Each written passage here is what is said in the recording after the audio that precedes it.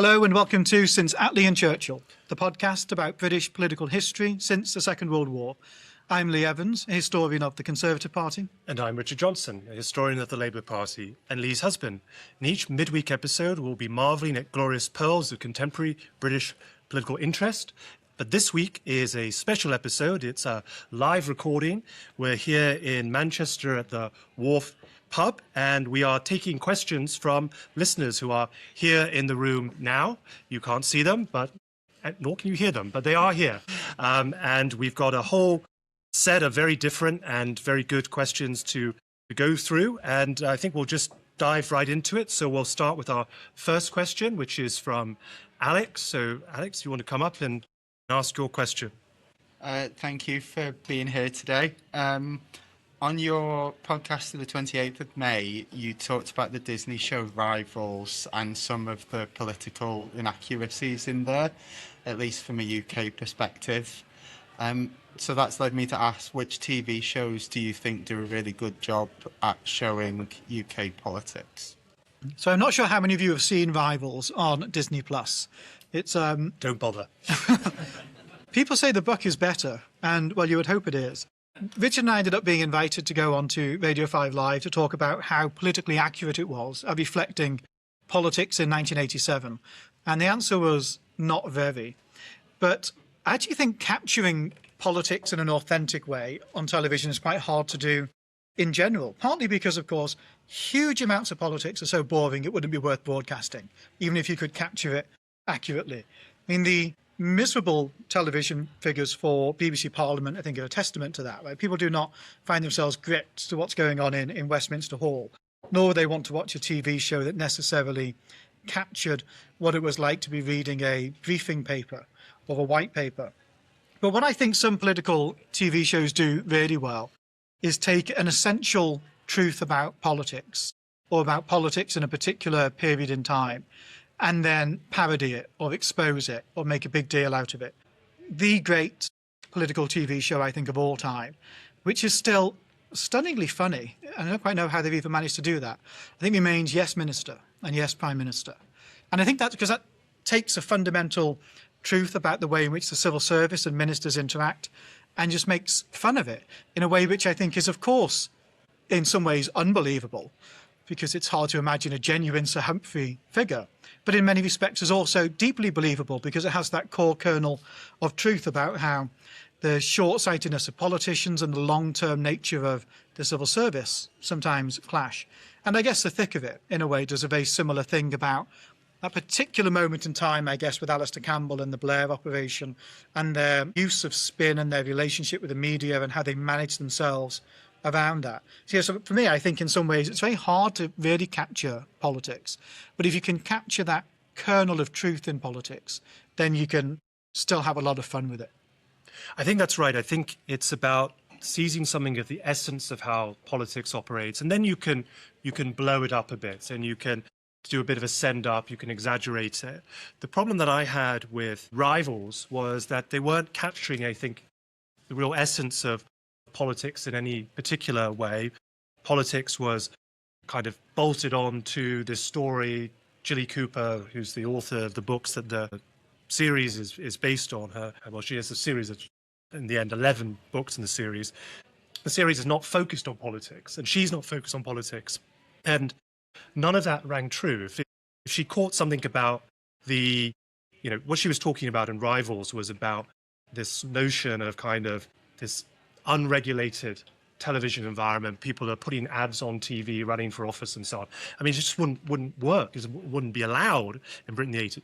If what she had done instead was to talk about the frustrations of the overly regulated media or efforts to get around that, then you could do kind of send up an exaggeration, but the core truth would have been there. And we were thinking of other ways in which politics has been portrayed in big series of late. There is The Crown. Now, the focus of The Crown is very much, of course, on the royal family. And I know there are some people in the room who question the veracity of the way that the royal family is depicted there. I think more attention is put to the historical accuracy of the royal family in The Crown. But I would say that the way that politicians feature in The Crown is quite caricatured.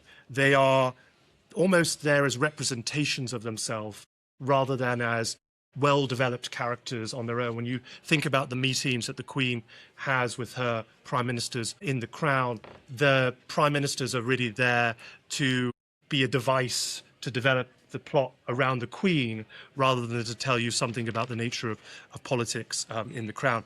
There are dramas about politics that have come out in the not too distant past. So one was the programme starring Hugh Grant about Jeremy Thorpe, a very English scandal. I thought that was very good. And also the ITV drama Stonehouse, about John Stonehouse, the Labour MP who faked his death in the 1970s. Now, in both of those instances, you have two political stories that lend themselves very well to drama anyway. I mean, you have in one case someone who tries to kill his secret gay lover and instead hires people to end up killing the poor dog Rinka. And in the other one, you have someone who fakes his own death and then is discovered living an alternative life in Australia, and because someone thought that he was actually Lord Lucan when he was actually this disappeared Labour MP. So it's a great drama associated with them. A lot of politics, I think, doesn't lend itself to that because, as Lee said, a lot of politics is tedium, and that obviously doesn't make for good television. Where I think something we've seen recently, which is very good, but it was a play, is a play called The Gang of Three, which is a play about the friendship and rivalry of Tony Crosland, Roy Jenkins, and Dennis Healy, which is based on Giles Radice's book, Friends and Rivals. And that was really very well done, very true to the book. And we were actually only this past week contacted by the producer of that play to say that they're going to do a national tour this autumn. So if you are looking for a bit of political drama, maybe don't go on Disney Plus or Netflix. Go to your local theatre and watch Gang of Three. Okay, next we'll go to Jacob. Hello, big fan of the podcast. Is first past the post justifiable in a world of 5 national viable parties? Thank you very much, Jacob. This is, I think, possibly a question that may elicit one of the more predictable responses from at least me, which is to say I think first past the post does remain justifiable because I think that first past the post outlives 5-party politics. What I mean by that is I think that there is an inescapable logic of first past the post that forces politics to broadly organize around coalitions on one major dimension of conflict. Now, throughout history, that dimension of conflict has changed. It could be that the major dimension of conflict was trade, free trade and protectionism. It could be that one dimension of politics is capital versus labor. It could be that dimension of politics is, as I think it may be moving in this direction, something like globalism and nationalism or something like that. Now, the sort of nature of what that dimension is may gently change from election to election, but ultimately you get to see coalitions form. Now, where we are at the moment, it doesn't feel that way because you have these polls that show highly fragmented politics. And we may indeed encounter in the next election that we don't have 2 broad church parties, but give it at least 1 or 2 election cycles. And I am pretty confident that you will start to see some kind of amalgamation of parties into 2 broad churches or big tents, as they would say in America. What those look like may not be the Labour and Conservative coalitions that we think of now. They may be. The occupants of those coalitions may also change within, and you may have the vessel, the names of the parties remain the same, but the internal elements of those coalitions change. And in a first past the post system, that's really how you see party change happen most. If you think of the American system, the Democrats and Republicans of today look completely different from the Democrats and Republicans of even 50 and 60 years ago, let alone 100 years ago. And the final thing I'll say on this before passing on to you, Lee, is that the parties have choices to make in this about do they seek to destroy each other or do they seek to cooperate. In Canada, in the 1990s, the Progressive Conservative Party experienced a breakaway party to its right called Reform. And Reform and the Conservatives fought for who was the main party of the right in Canadian politics for about a decade. And what ended up happening was Reform and the Conservatives got somewhere between 15 and 25 points each in election after election. And the Liberals were the beneficiaries of that. And you had unbroken Liberal government while you had this divided right. And eventually, Reform and the Conservatives couldn't, neither was powerful enough to kill the other. So they said, well, if we can't kill each other, we'll have to work together. We'll have to come together. And so they did. And they merged parties. They kept the name Conservative. They got rid of Progressive in front of it. And they had a leadership election. And the first leader of the new Conservative Party had been the leader of Reform, Stephen Harper. And they went on at the next election to win that election. And Stephen Harper became the Conservative Prime Minister of Canada. So I'm not saying that exactly will happen here, but that is part of the logic of first past the post, is that eventually if you have fragmented parties, they must find some way of coming together or killing each other. The American Conservative William F. Buckley Jr. he once described the role of the Conservative to stand astride history, yelling stop. And that's basically my view about constitutional reform, which is that I've rarely met a constitutional reform that I like. Certainly the change in the electoral system wouldn't fall into that category. Partly because I think as a country, whenever we've really engaged in constitutional reform, we see it as being a solution to a problem in and of itself. You know, we almost see devolution of power as being the solution as opposed to a potential vehicle to a solution. And I think when I hear people talk about PR or alternatives to first past the post, it's very often the same. A couple of observations I would make is that I do think it's difficult at the moment to really know, as Richard said, what the outcomes of it all is going to look like. I mean, if we take the battle on the right, for the last couple of years, we've had Reform politicians say, well, the Conservative Party is dead. Clearly, that's their view.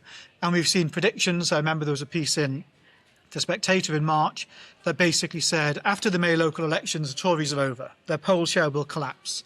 And all of the old ladies in Hampshire with their blue rinses, you know, Robert Jenrick and co, they're the gateway drugs to get them to leave the Tories for good.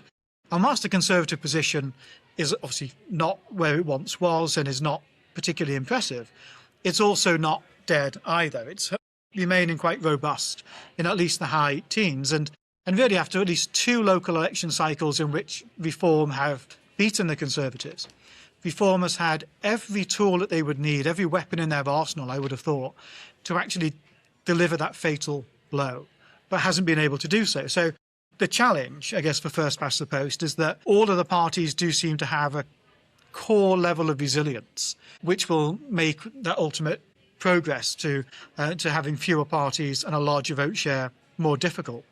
But I do think, and the reason I agree with Richard on this, that the fundamental logic of first past the post does remain. And I think what we'll see in the interim is a geographically fragmented country into two-party politics. I mean, if we take the Makerfield by-election at the moment, everybody's expectation of that is that it's a two-party fight, that it's Labour versus Reform. Now, if there were any justice, I think Michael Winstanley, who I happen to have known for quite a long time from when I was involved in Tory politics here, is by far the best candidate. If there were any justice, he'd win.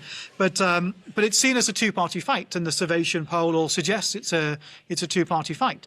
If I think about the area where Richard and I live in southwest Oxfordshire, it's also a two-party fight.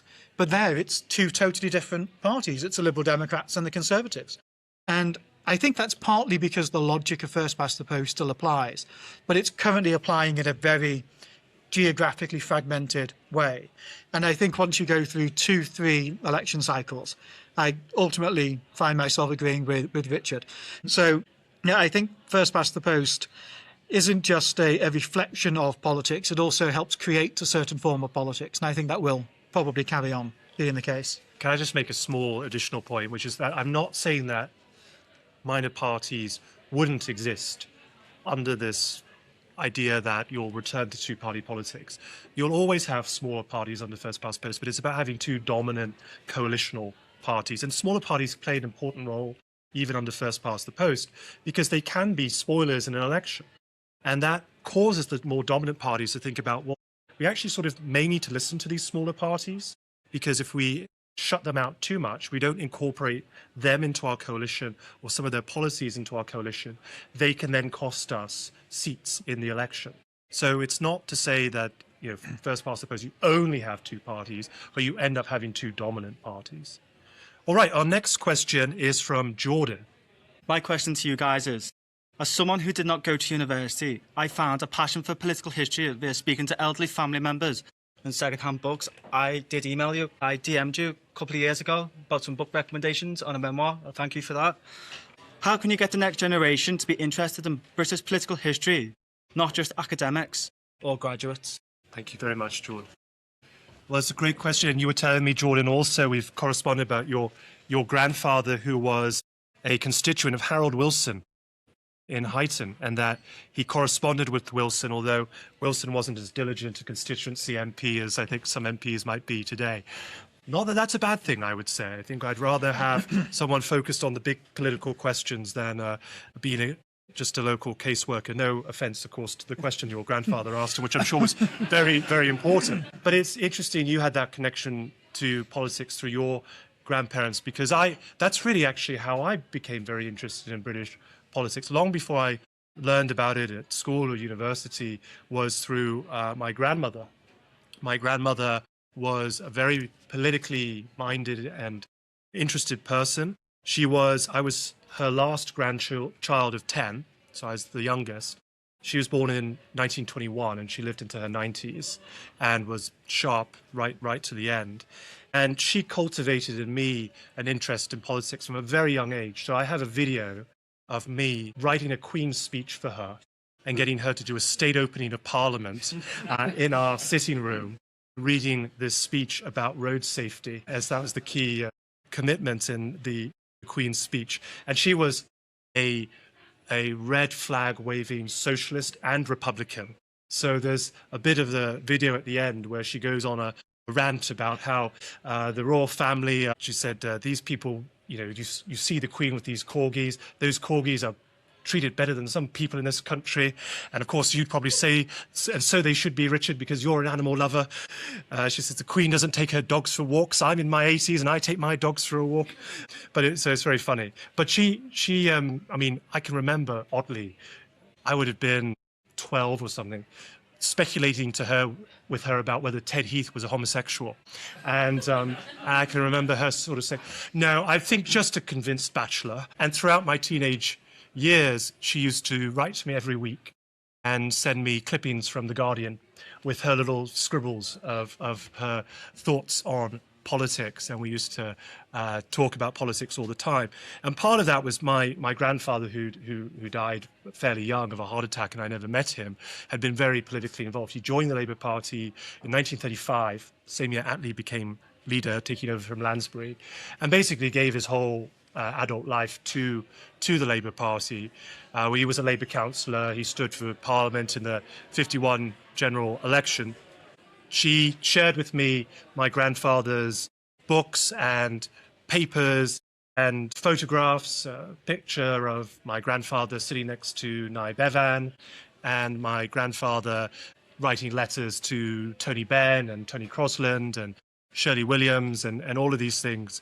And so I was absolutely hooked on British political history from a young age because of that connection. Now, I know not everyone has a grandfather who wrote to Harold Wilson or a grandfather who was a Labour councillor and party chairman, but I do think those of us who have been lucky enough to know our grandparents or older relatives, but you don't have to be related to people, right? I mean, you can also just talk to older people. One of my first jobs when I was a teenager was I worked in a care home, and it was a care home for elderly Jewish people. And many of the people in that care home were Holocaust survivors. And I talked to them as a porter in the care home. And that's always stayed with me, knowing and seeing the tattoos on their arms and that direct connection. So I think talking to older people is really important. And I think especially as we have a more aging society and there's a huge crisis of isolation for older people, if we could think of ways in which through through schools or through community organizations of connecting younger people with older people to share some of those stories, I think that understanding how someone lived through politics then maybe makes you want to go back and actually do some reading about it. Was that really true, what they said? Was it really like that? I think that's something that I don't know quite how you would set that up, but I think that would be something great to do.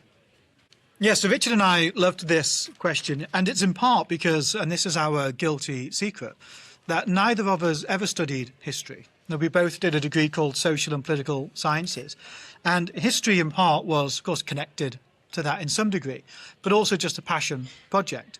And I think it's a hugely important thing, actually, that we have, generally speaking, a population, actually, which has a working knowledge of the history of the country, the way it's been governed, the people who have lived in these islands over centuries. And for me, that's really the first part of an answer, really, for me, of how do we get people interested in political history. It's that we have to have an education system, and I subscribe to this idea that we ought to give people an overarching view of the narrative of people who have lived in this country since start 1066 if you like. You can go further back, you could start slightly later. It doesn't much matter, except I think that story is important because it's literally the tale of how we got to where we are today, but also if you were to then find all of the nuggets, or as Richard likes to say, morsels of things that are particularly interesting to people, well, you need to have that framework of how history works to sort of hang them onto. I think that's absolutely essential. I mean, I remember when I was a sixth former, it was around the time, and some people may think this is not a particularly sophisticated history book to have liked, but it was around the time that Andrew Marr's Making of Modern Britain came out. And I remember pretty much everybody who was in sixth form bought that book, and it was on TV kind of at the same time. And I feel a great gratitude to that book, actually, because it did just give me a working knowledge of the way in which post-war British politics had operated. And so I think that's hugely important. Only other thing I would add is, in one sense, of course, it's easier than ever to access knowledge, but we also suffer in part from this absolute deluge of knowledge as well, and knowing what to reach for, and knowing what is the things that are worth listening to, things that are worth reading. And one thing I think that we could do, which would be a really positive step, and particularly our broadcasters, is I don't think a lot of political documentaries are necessarily what they were, perhaps in terms of quality. But somewhere in the BBC archives, somewhere in the ITV archives, are some really tremendous pieces of film that sometimes they make available, but which also sometimes they don't. So I spoke quite recently about going to the Bodleian in Oxford, and there's the transcripts of Harold Wilson being interviewed about 13 prime ministers for his 1977 programme, A Prime Minister on Prime Ministers. Now, they're somewhere in the ITV archives. I think to make them available. I think it'd be a tremendous way to learn about political history, is to see David Frost sat in Harrow School talking to Harold Wilson about Stanley Baldwin and the pornography that Stanley Baldwin wrote that nearly got him expelled from school. You know, It's like Rivals all over again.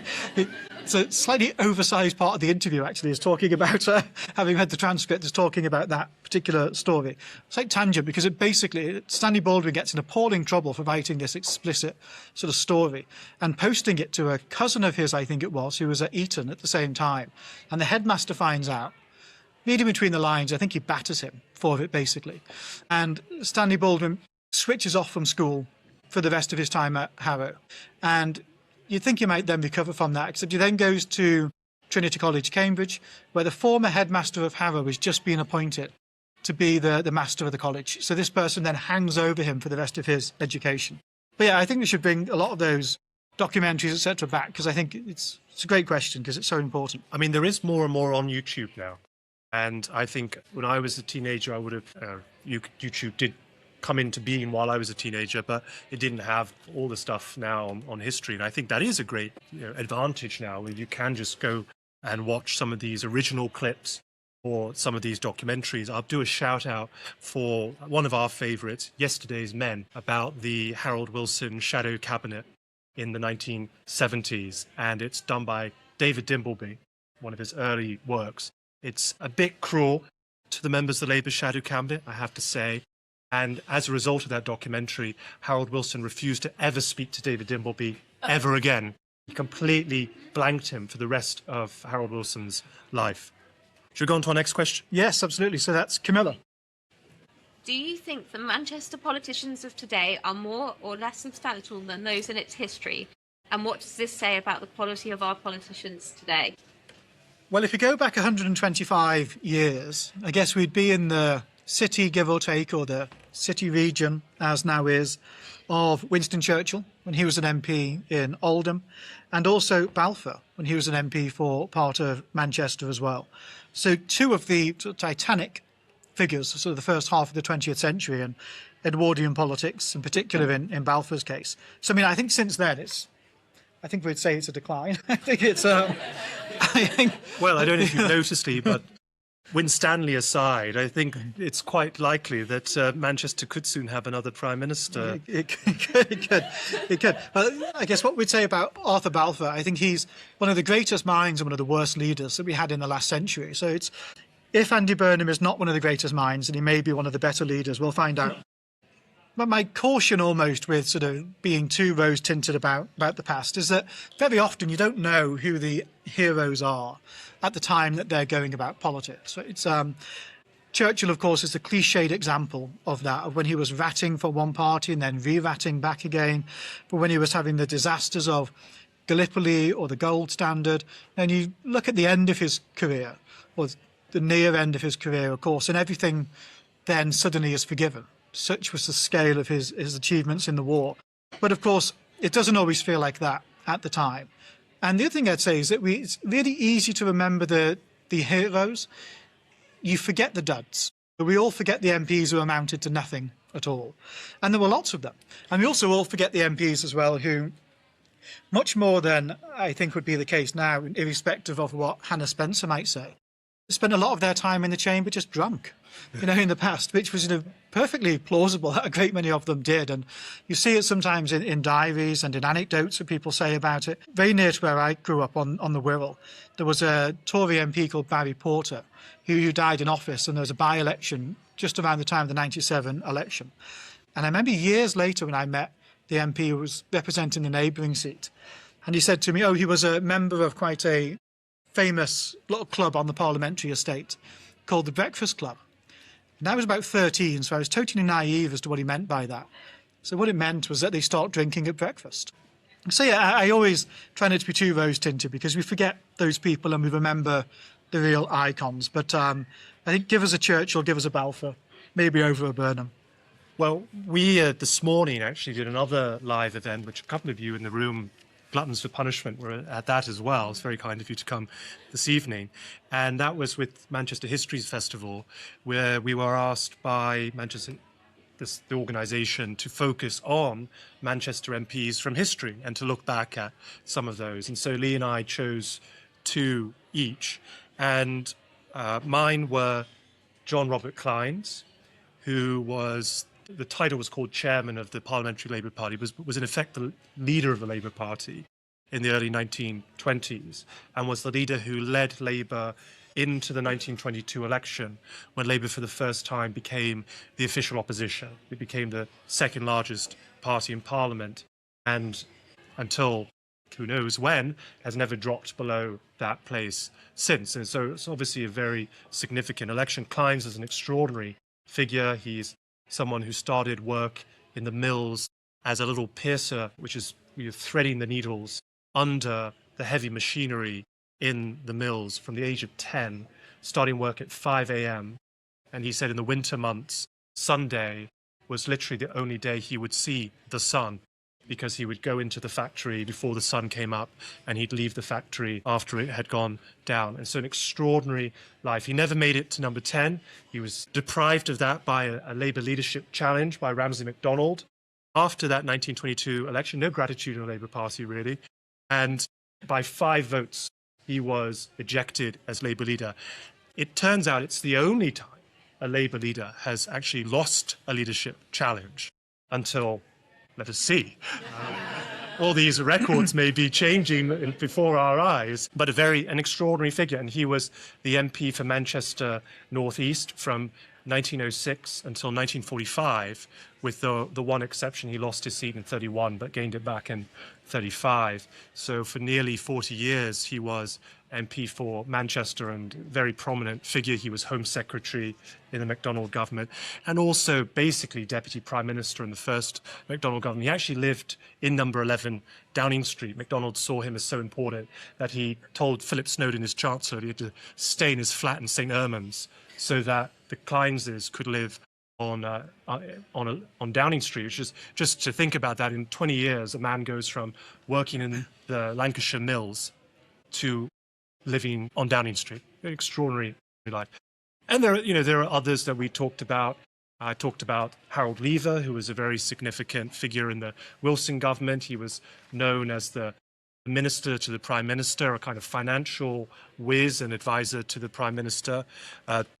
You want to say who you talked about? Yes, well, I spoke about Florence Horsburgh, who was the first Conservative woman to join a cabinet. She was an education minister in Churchill's post-war government, and from 1953 onwards had the rank of a cabinet minister. And also, in that case, Anthony Barber, who over in Altrincham and Sale was the MP for there, and went on to become a Chancellor of the Exchequer. In his case, not a distinguished one. He's famous for the Barber boom and basically pursuing growth in such a frantic way that the economy did grow, and it grew by 9.6% in a single year, and then it crashed, and then inflation skyrocketed, and then we get to the misery of the mid-1970s. So not quite such celebrated figures in my case, but still both quite remarkable people. But it's difficult, we can pick out these extraordinary figures. There are others that we didn't talk about. Gerald Kaufman is someone who was very important in the history of the Labour Party, and Manchester Gorton MP. Today, of course, the Burnham question is there. Obviously, the deputy leader of the Labour Party, Lucy Powell, is Manchester Central MP. Whether she establishes her legacy in the long run, I think, still remains to be seen. There are others. There's Graham Stringer, who I think is a very interesting MP, not just for his work as an MP, but actually as leader of Manchester City Council. And I think he was seen as a very effective leader of Manchester City Council. I think he doesn't actually get the recognition that he deserves for his work in local government before becoming an MP. So it's hard sometimes to tell in the moment. And when we think back, we remember the ones who were really good, or sometimes the ones who were really bad, but we don't usually remember the ones in between. Okay, so we'll go next to Ethan. When, if at all, have student and university wings of political parties been significant and influential in the post-war period? And I'm a very big fan. So that's very kind. My own view really on student politics is that the best thing that student politics can generally do is inculcate a generation of talent without enabling them to blow up their own careers before it's even started. And if I think about the 1950s into the 1960s and the Young Conservatives, really the peak of the Young Conservatives around that time, and you look at the names of some of the people who were the national chairman of it, then you had people like Fergus Montgomery, who was a Greater Manchester MP, represented Altrincham and Sale just before Graham Brady did from 97. People like Peter Walker, who we've spoken about probably more than his place in history justifies on this podcast, but who went on to be a cabinet minister from 1979 right till pretty much the end of Margaret Thatcher's time in office, also in the cabinet under Ted Heath. People like Alan Hazelhurst, the former Deputy Speaker of the Commons, who died just this week. The MP for where I was born, David Hunt, was also a national chairman of the Young Conservatives. And I think really what the Young Conservatives were particularly good at was attracting people who wanted to be political and could use that as a place to sharpen their political skills without, as I think can often happen on the left, falling into factional disputes. The Judeans People's Front versus whatever, you know the rest of the joke. And I think what they managed to do in that case was to really do it without creating problems for the party, which I think is often where the opportunity for salience for student political movements has often been greatest. If you think about things like the Federation of Conservative Students, which had to be shut down in 1986 by Norman Tebbit. I mean, no woke man was he necessarily, but he shut it down for basically being too outrageous, and causing embarrassment to the government and embarrassment to the party. I think more recently, Conservative Future, what was briefly the replacement to the Young Conservatives, that had to be shut down about a decade or so ago because it was causing national reputational harm to the Conservative Party, in that case over bullying allegations. So I think my own maybe slightly cynical view is that if they have had real influence, it's usually been for ill rather than good. Well, I was a chair of a university Labour club. I was chair of Cambridge University Labour Club. And I was talking to my person who was my vice chair the year that we were sort of running the club together the other day. And we were reflecting on our generation of people in Cambridge University Labour Club and where did everyone go? And we were thinking, none of us ended up in Parliament. We could think of people in the years above us and also the years below us who are now in Parliament, but none of us. So in terms of cultivating talent, clearly when I was involved in Colk, we weren't very good at doing that, or talented people were not attracted to Colk. They had better things to do. Josh Simons, by the way, was in Colk, but was younger than me. So I was thinking about sort of the historical points. I mean, there was, I think, particularly in the kind of interwar years, particularly in Oxford University, there was this kind of group of quasi-intellectuals who went on to be very important in the party, and they often kind of circulated around socialist academics at Oxford, like G.D.H. Cole, or at the LSE as well, around people like Harold Lasky, and they would be young people who were on the left would be attracted to study at the LSE or at Oxford because they wanted to be under the tutelage of people like Cole and Lasky, and so they would also maybe be part of the university labour societies, but actually they were going for the socialist wisdom of some of the academics. So I think of people like Hugh Gaitskell, Tom Dryburgh, Barbara Castle,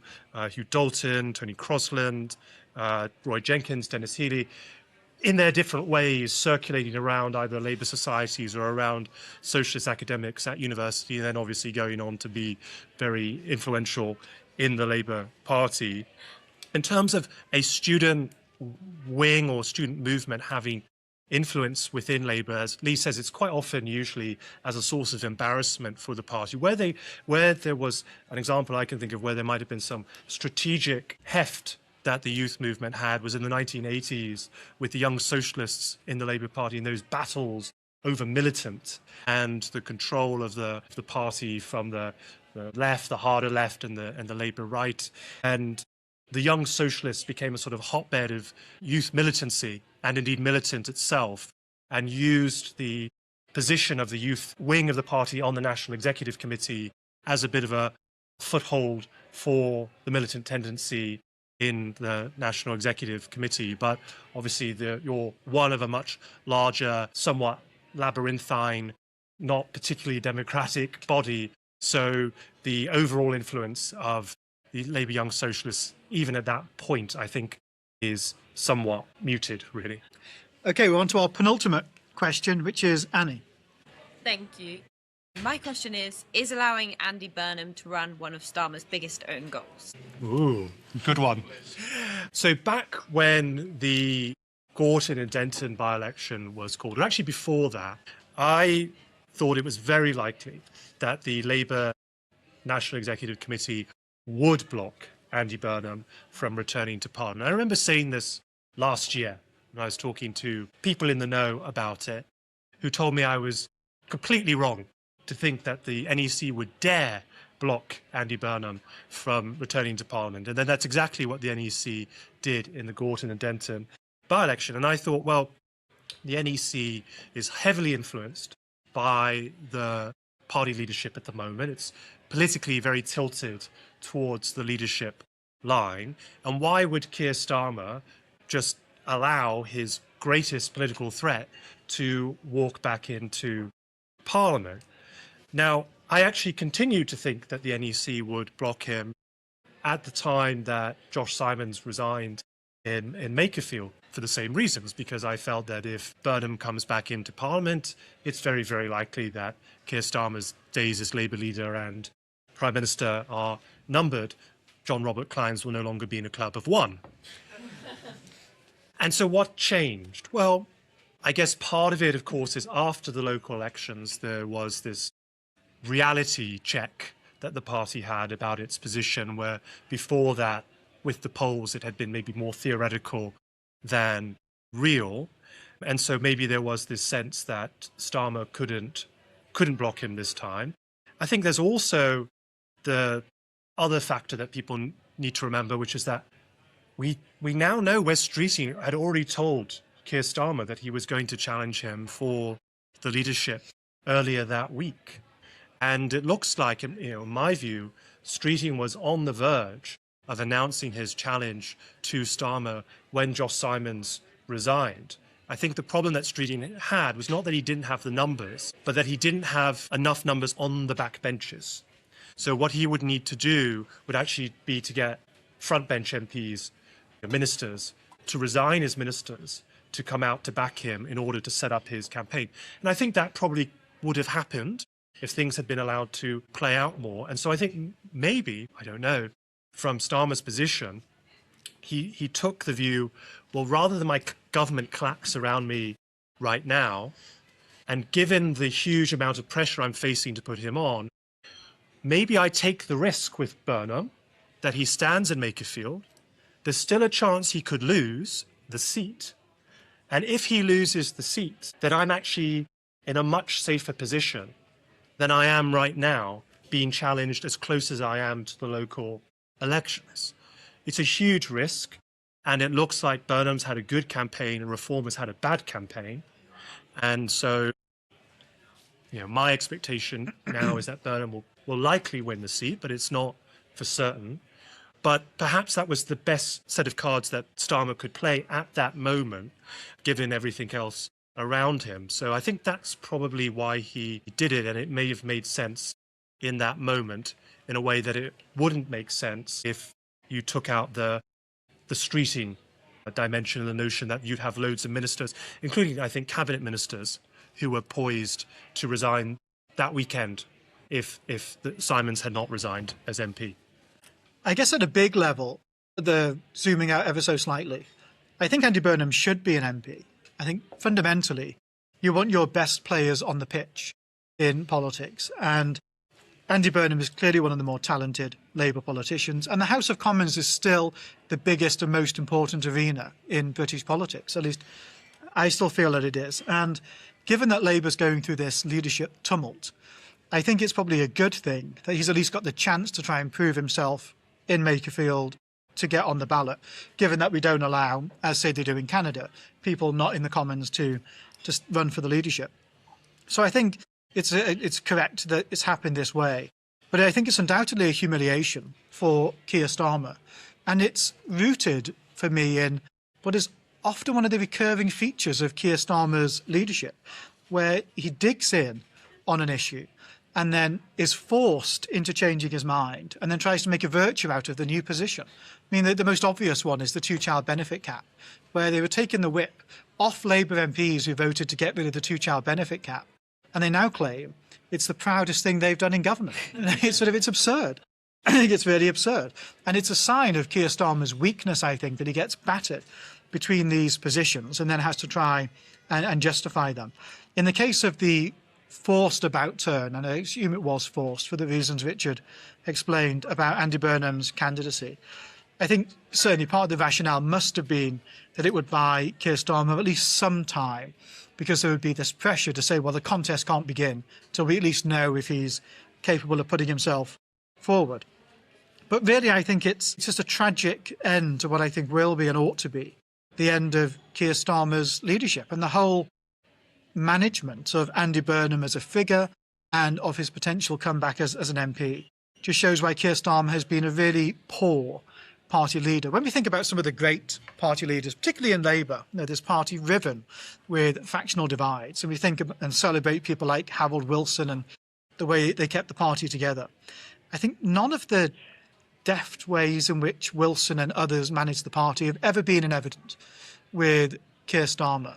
I mean, his entire leadership strategy of managing the party has very often all been stick, no carrot. I think it's actually almost been bullying of MPs very often by saying, well, disagree with me, we'll take the whip away, and I'll ruin your career if I want to, rather than finding a way that all the most successful political leaders have to do, is to keep that wider bit of the party together and broadly moving in the right direction. So I think it's a humiliation for Starmer, but it really typifies just the way he's managed all of his leadership, I think, in the last 5 years or so. Just on that point, when you're leader of the Labour Party in particular, but I think of any of the dominant broad church, big tent parties under first past the post electoral systems, you are the leader of a coalition. Right? Actually, first past the post involves coalition politics, but the coalitions are formed, and this is why I prefer it to PR, before the election. So people know what the coalition government looks like because it's one of the dominant parties. And Keir Starmer forgot that he was the leader of a coalition. Maybe he never cared, maybe he didn't understand. But what someone like Harold Wilson did, who was perhaps his greatest achievement as Labour leader, was to hold the Labour Party together for 13 years, as he did. Never to be challenged as Labour leader. He inspired in those days. The Labour leader was up for challenge every year. You could challenge a leader. You only needed a proposer and a seconder, and you could challenge the leader. Wilson himself had challenged Hugh Gaitskell as leader, and yet for those 13 years, no one ever dared challenge Wilson, not because he ruled with an iron fist, but actually quite the opposite. He showed everyone a bit of love. He gave everyone in the party some reason to think Harold's not so bad. And there were, of course, times when people felt annoyed and frustrated with him, but there was also a sense, well, actually, he's done this for us. We got this from him. He's worked with us. He's listened to us. We've had the back and forth with him. But when you come in and you're completely factionally sectarian, as I think Keir Starmer was with his leadership, then you give people no reason to want to be a team player in that coalition, which is the party. Our final question. Probably give a bit of context to this question. I met Richard at Labour conference last year whilst I was campaigning for Lucy Powell to be Deputy Leader of the Labour Party. And I was much ridiculed by our mutual friend James for doing so. So my question, the podcast is, do you love Lucy Powell? Do we love Lucy? I have a pantheon of, and it tends to be Labour women who I hold up. So we've passed out, for those who are listening at home, we've passed out playing cards of different Labour politicians, and some of these include female Labour politicians who I hold in high regard, like Anne Kerr, Joan Lester, and Barbara Castle, and Renee Short, and others. And what I like about that generation of politicians, they were sort of all kind of active in the 60s and 70s, plus or minus, is that they were politicians of great conviction, quite fearless, very sharp, witty, and smart politicians.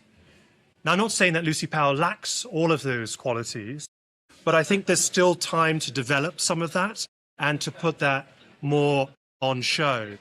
And I think particularly actually for a deputy party leader, it would be nice to see a bit more of some of that. You know, a deputy leader in the Labour Party is there for the party.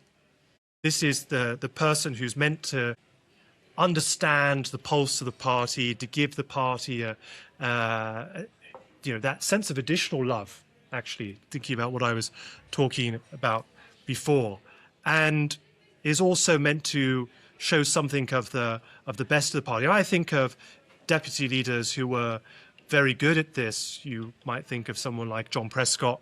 You go back further, actually, George Brown, Harold Wilson's deputy leader, was someone who actually was, today, of course, he's the sort of cliche, if you ever mention George Brown, is that he was constantly drunk, and that's what people remember him for. But Brown actually, at the time, was seen as all of those things I said, really clever, really sharp, a great speaker, someone who brought emotion and passion to the role. There are some great cartoons of Harold Wilson and George Brown in those years. There's one I love particularly, and George Brown and Harold Wilson are doing a ballroom dance together.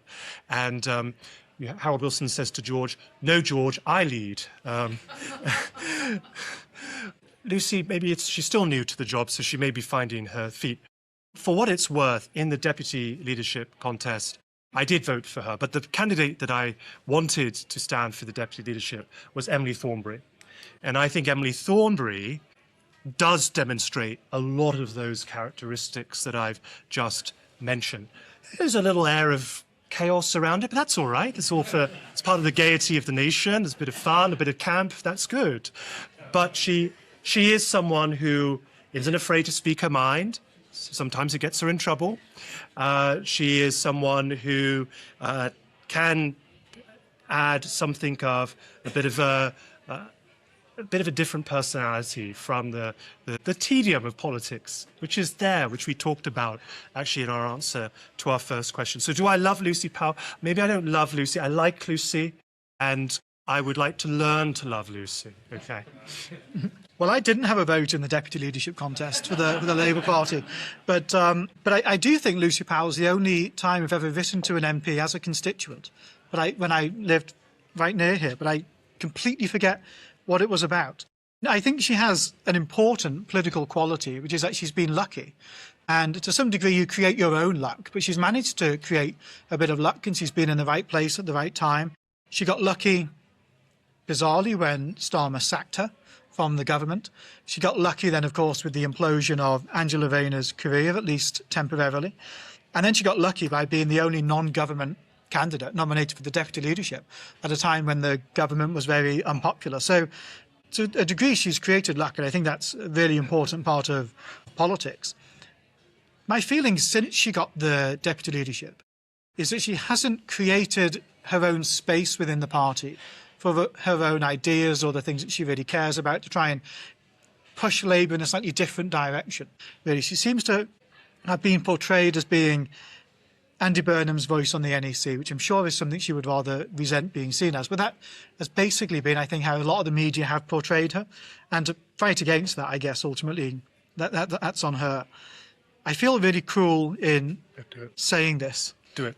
But we can credit Lucy Powell with, I think, some of the best political oratory of the last decade or so.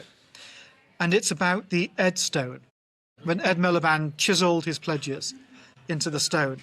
And she said, I think she was leading the Labour campaign, in effect, from the internal party side in 2015. Yeah. And she said, quote, "I don't think that anyone is suggesting that the fact he has carved them in stone means that, he's absolutely not going to break them or anything like that."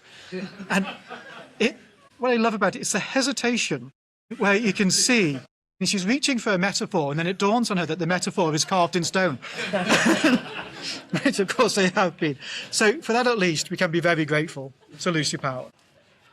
Well, that's it for our special midweek Q&A live episode here in Manchester. Thank you all for coming to the Wharf in Manchester. It's been great doing an episode with you all. And thank you, everyone else who is listening at home. We'll be back on Sunday with another episode in Since Attlee and Churchill, and we'll see you then. Thanks very much.